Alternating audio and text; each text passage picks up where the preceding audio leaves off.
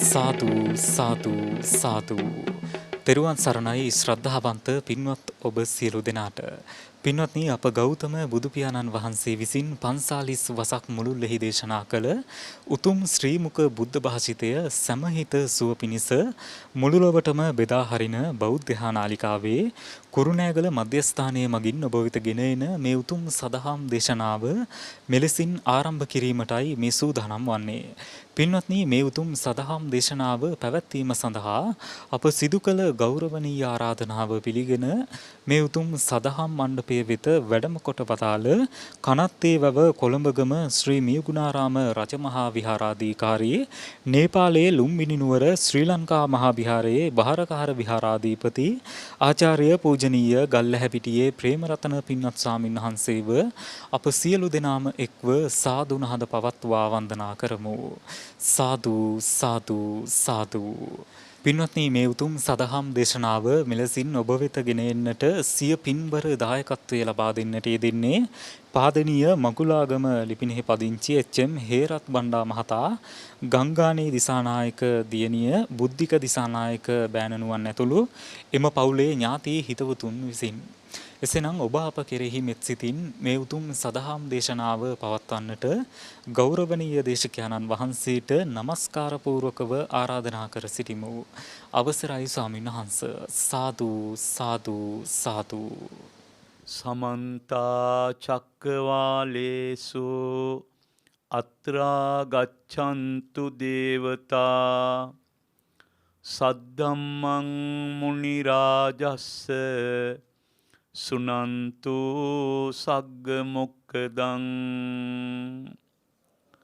ධම්මස්සවන කාලෝ අයං බදන්තා ධම්මස්සවන කාලෝ අයං බදන්තා ධම්මස්සවන කාලෝ අයං බදන්තා.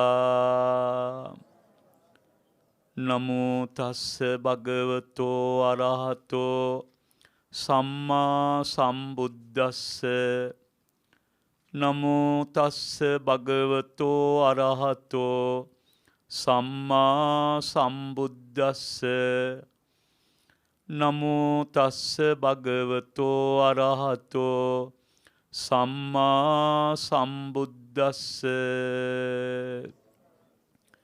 සද්ධා ධනං සීල ධනං හිරියොත්ප්පියං ධනං සුත ධනං ච චාගෝච පඤ්ඤාමි සත්තමං ධනං යස්ස ඒතේ ධනාත්ති ඉත්‍ත්‍යා පුරිසස්සවා අදලිද්දෝති තං ආහෝ අමෝගං තස්ස ජීවිතං තී.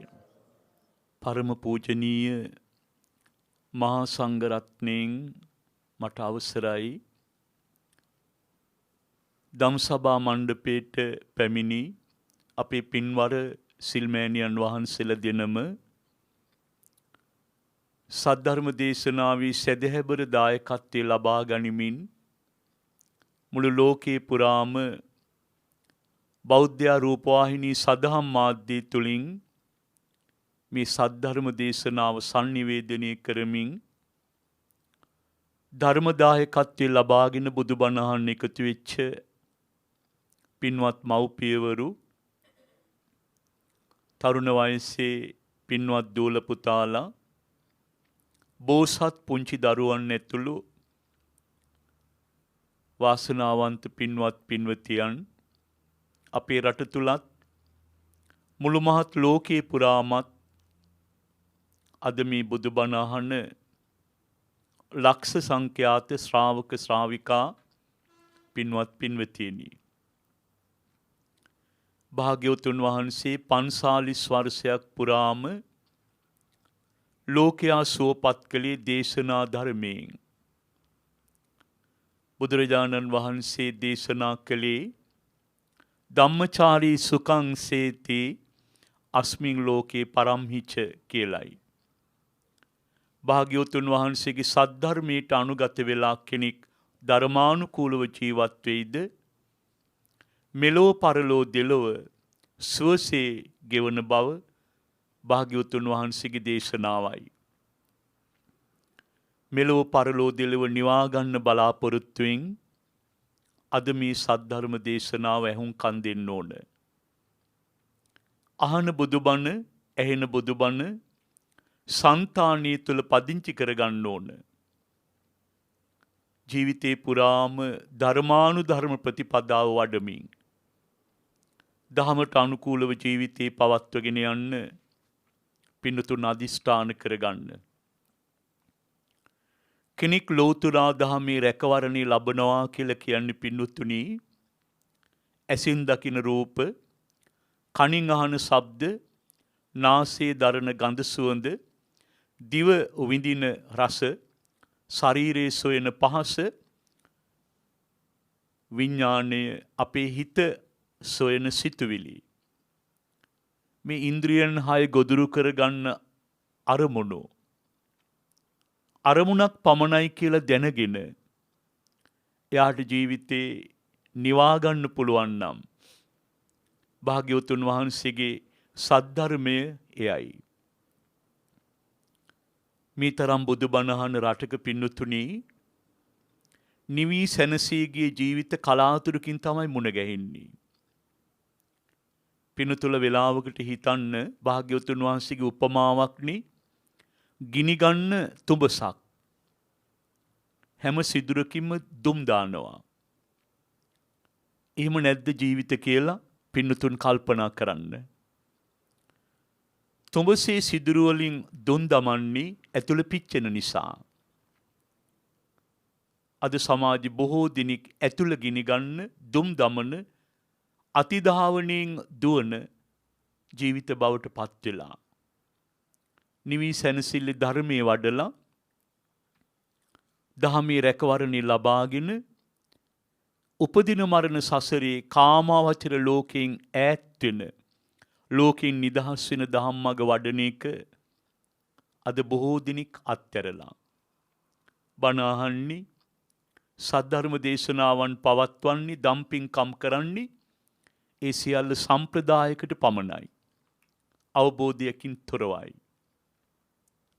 මං හිතනවා මේ දේශනාව පුරාම පින්වතුන් ජීවිතේ නිවාගෙන සුවපත් කරගෙන අවබෝධය කරා යන දහමක් ශ්‍රවණය කරයි.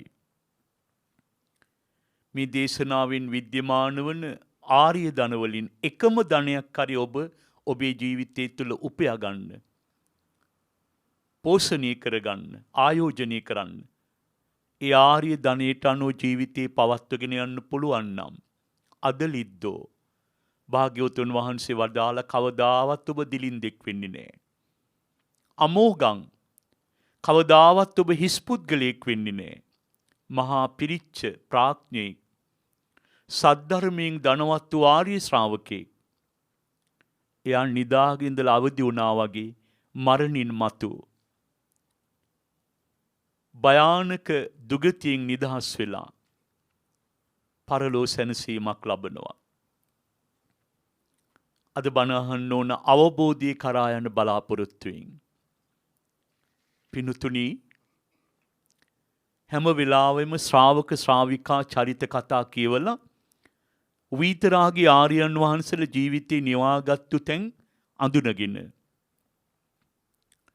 පින්තුන් ආර්යයන් වහන්සේලාගේ මඟ අනුගමනය කරන්න.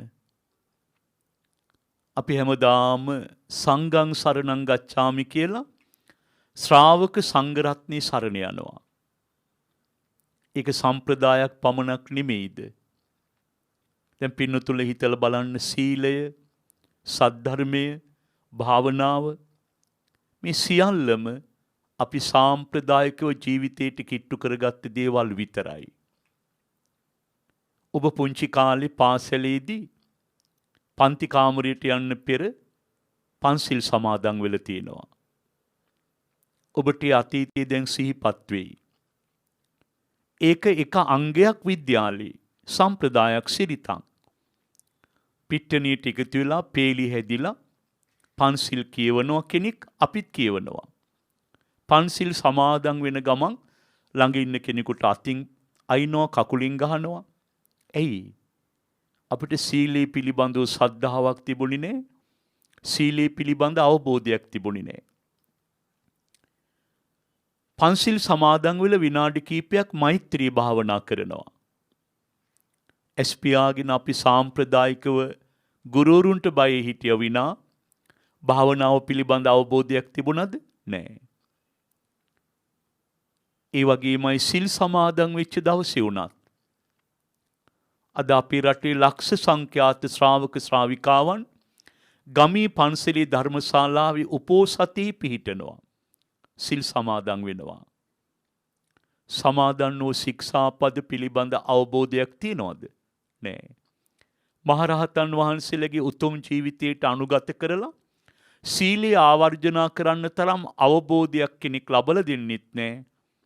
ඔවුන් තුල අවබෝධයක් ඇත්තෙත් නැහැ.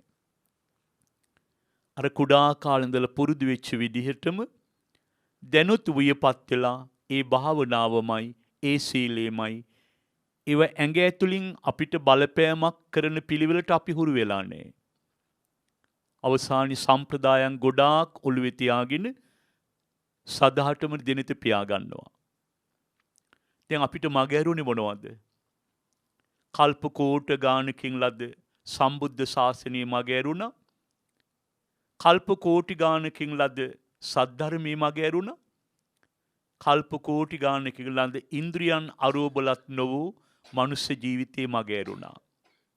ඒ වගේ ලාභයක් ලබා ගන්න අපිට කාලයක් තිබුණේ නෑ. ඇයි? සාම්ප්‍රදායිකව අපේ වට හුරු වුණා චාරිත්‍ර වාරිත්‍ර පමණක් වුණා වෙනවා. අවබෝධයක් තිබුණේ නෑ. හැබැයි භාග්‍යවතුන් වහන්සේ පිරිනුවන් පානදා මුළු ලෝකෙන් මිල්ලුවා. අප්‍රමාදේන තවත් ප්‍රමාද වෙන්න එපා. අප්‍රමාදීව ධම්මග වඩන්න. සද්ධර්මයේ රැකවරණීය ජීවිතයට ලබා ගන්න කියලා. දැන් බලන්න පින්නතුනි, කෙනෙක් මරණයට පත් වුණාට පස්සේ ආයති භවයේ පිළිබඳ අපිට එකෙල්ලෙම කියන්න පුළුවන් කමක් නැහැ. පින්නතුන්ට මතකයිනේ භාග්‍යවතුන් වහන්සේ වැඩ ඉන්න කාලේ සවැත්නුවරම ජීවත් වෙච්ච සිටුවරු, බ්‍රාහ්මණවරු මේ භාග්‍යවතුන් වහන්සේ ධර්මානුව වැඩ ඉද්දි පවා ඕන් දහමේ රැකවරණේ ලබා ගත්තේ නැහැ. දැන් තෝදීය බ්‍රාහ්මණයා මරණයට පත් වෙලා ඉපදුනේ කොහෙද? ගෙදර ඔහොම සුරතලයට ඇති කළ බැල්ලියගේ කුසේ බලු පැටවෙක් වෙලා. ඒ බය හිතෙන සත්‍ය කතා තුළ පින්නතුනි සසරේ අනුතර අපූර්වට කියවෙනවා.